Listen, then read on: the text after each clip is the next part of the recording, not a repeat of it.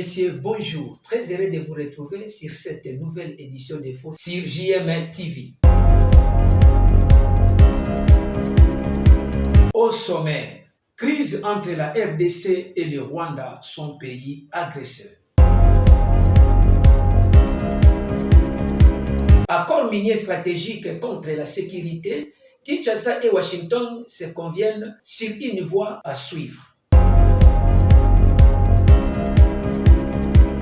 RDC SADC au terme des discussions en huis clos. Une fois de plus, mesdames et messieurs, bonjour. La crise ne cessait de se cristalliser entre la République démocratique du Congo et le Rwanda, son pays agresseur. Désormais, tous les aéronefs immatriculés du Rwanda ou ailleurs, mais basés à Kigali, sont interdits de survoler du ciel de la République démocratique du Congo. Cette mesure aimant les autorités congolaises en réponse à la barbarie rwandaise et a notamment causé la mort de 3000 Congolais 4 jours à Goma. Au commentaire, votre humble serviteur. Cette mesure permet de contrôler le mouvement des agresseurs qui ont continué de survoler le ciel congolais, de l'est à l'ouest, y compris pendant les 4 jours du carnage des Congolais à Goma.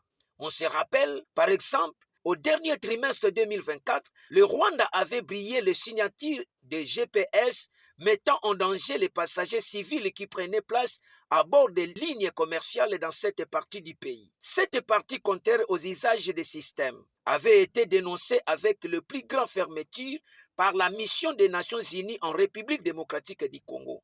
En août 1998, des militaires rwandais avaient raisonné un avion civil congolais pour transporter les troupes jusqu'au camp militaire de Kitona au Congo central, dans l'ouest du pays, afin de tenter de provoquer Kinshasa.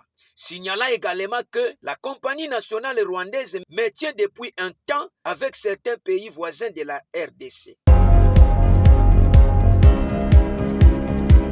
Récemment nommé conseiller principal pour l'Afrique du président américain Massad Bolassa, séjourné depuis ce jeudi 3 avril à Kinshasa où il a été reçu par le président de la République Félix Tshisekedi Tshilombo à la Cité de l'Union africaine. Leur entretien a essentiellement tourné sur la situation sécuritaire dans l'Est et les perspectives économiques entre les États-Unis et la RDC, deux pays qui entretiennent une coopération stratégique.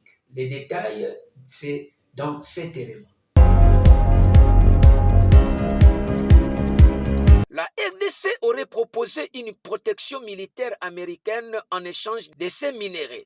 Le président de la République démocratique du Congo, Félix Tshisekedi, aurait proposé aux États-Unis un accès aux ressources minières en échange d'une protection militaire. La présidence congolaise confirme avoir offert aux entreprises américaines l'accès aux mines essentielles à la fabrication des voitures électriques et de l'industrie des semi-conducteurs. Après le New York Team, Kinshasa cherche un soutien sécuritaire des États-Unis contre les groupes armés proches du Rwanda qui ont conquis une partie de l'est du pays. L'Europe a également sollicité alors que la majorité des mines sont au contrôle chinois.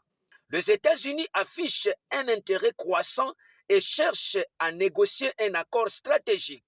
Ce développement intervient alors que Washington exige de Kiev la signature d'accords sur les armements en échange d'une protection contre la Russie. La démarche de la RDC semble ainsi s'inscrire dans une logique de réalisme politique où les rapports de force redéfinissent les règles du jeu international. Au terme des discussions en huis clos, les chefs de l'État et le gouvernement de la SADC ont pris des décisions qui répondent aux besoins humanitaires, de cesser le feu immédiat et sans condition auxquelles les partis étatiques et non étatiques sont tenus. Les détails dans cet élément. Au Au terme de 5 heures de discussion à huis clos, les chefs d'État et de gouvernement de l'EAC et de la SADC ont pris une série d'importantes décisions avec effet immédiat, de décisions qui répondent à l'urgence humanitaire et aux besoins pressants d'une désescalade. Il s'agit de la cessation des hostilités et d'un cessez-le-feu immédiat et sans condition, auxquels les parties étatiques et non étatiques sont tenues. La réouverture de l'aéroport des Goma et des principales voies d'approvisionnement terrestre et lacustre permettant l'acheminement de l'aide humanitaire. Le sommet a aussi pris la décision de rapatrier les militaires décédés et d'évacuer des blessés. Le sommet de Dar es Salaam a en outre décidé de l'élaboration d'un plan de sécurisation de la ville de Goma et des zones environnantes. À ce sujet, les chefs d'état-major des armées de l'EAC et de la SADC se sont donné rendez-vous dans 5 jours pour vérifier l'application et la mise en œuvre de décisions prises. Par ailleurs, le sommet EAC-SADC a décidé de renforcer la coordination de la complémentarité structurelle des processus de Nairobi et de Luanda. Les sommets conjoints de Dar es Salaam a pris la décision, en consultation avec l'Union africaine, d'ajouter des facilitateurs supplémentaires venant même d'autres régions d'Afrique pour aider à la fusion de 2 processus. Le sommet a décidé de la relance urgente des négociations et dialogue avec toutes les parties étatiques et non étatiques, y compris les M23, dans le seul cadre des processus de Luanda et de Nairobi. Plus précisément, le sommet a exigé la fusion des 2 processus en un seul. Le sommet de Dar es Salaam a appelé à la mise en œuvre du concept d'opération du plan harmonisé de neutralisation des FDLR et la levée des mesures défensives du Rwanda,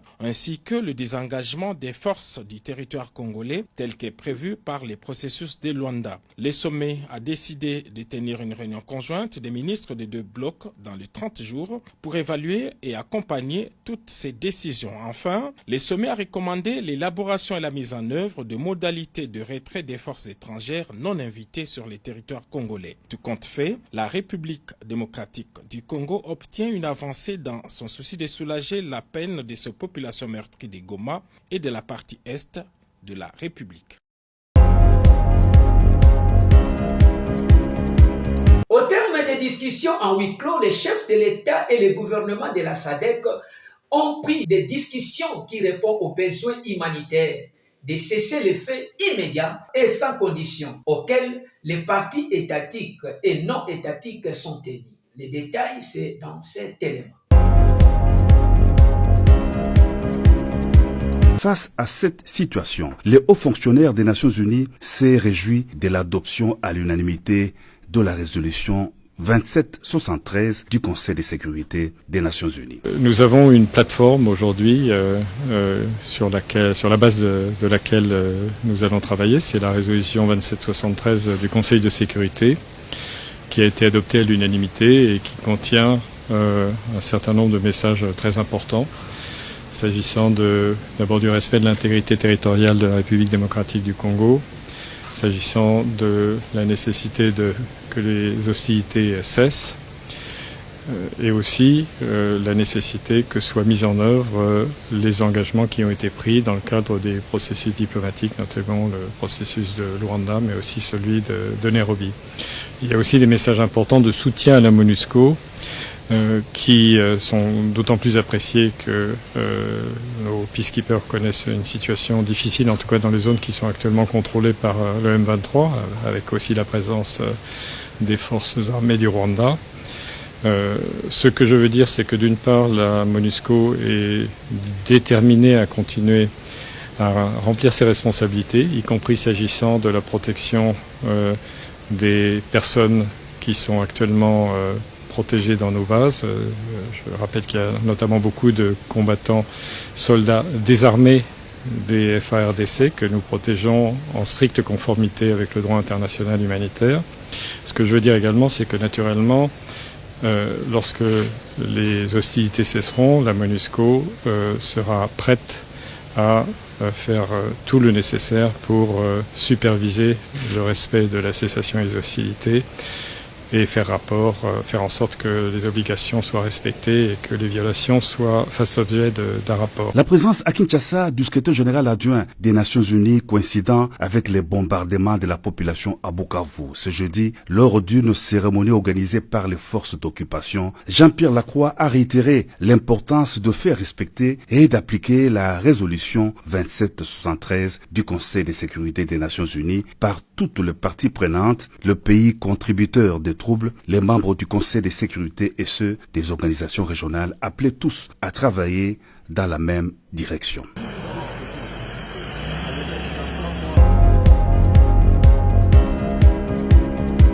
Mesdames et messieurs, merci de nous avoir suivis. Restez toujours branchés sur notre nouvelle édition de Faux sur JM TV et on se retrouve demain à la même heure.